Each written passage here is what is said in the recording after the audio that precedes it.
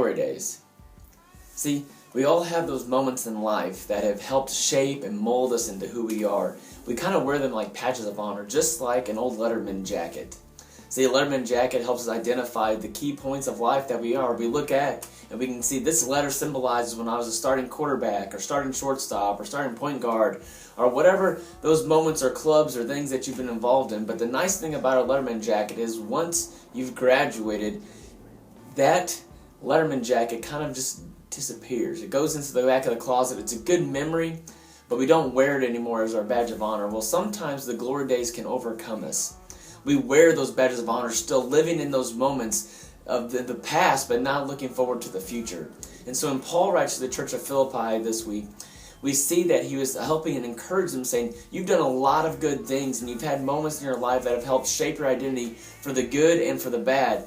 But through those moments, there's something key that needs to happen. We can't keep looking backwards. We have to start looking forward. Start forward living.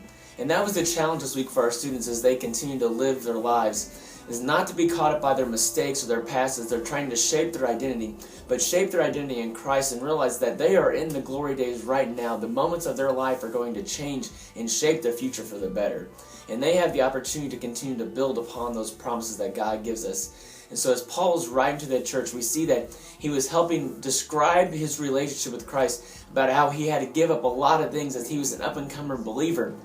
And he was being shaped and trained and molded to be the top prospect, and yet he gave it all up to pursue Christ. And to the world standards, that looks like he was losing, but in all reality, he was actually winning. And he described his relationship in this movement, and he says that it cannot be earned. See, sometimes we look at these patches of honor that we wear as, well, I've earned that, and I did this, and I did that. What he said is he had all these assets, and yet they become liabilities to him. Because when we look so much on what we've gained and what our abilities are, we realize that through that we start losing the aspect of Christ. We start looking at our own ability and how we can do this. And he reminds us that it cannot be earned, but it is given. God's grace is given to us. And he even goes to an extent of saying that at the end of the day, if we think that we can earn it, we'll basically come before Christ and he'll say that it's like a pile of rubbish. It's a pile of junk. It's a pile of dung. It's just a pile of stuff that we thought that we've accumulated and we've earned. And yet, God says, you can't earn this because I'm going to give it to you. And it's this process of our identity that we have to go and we have to accept God's favor in our lives.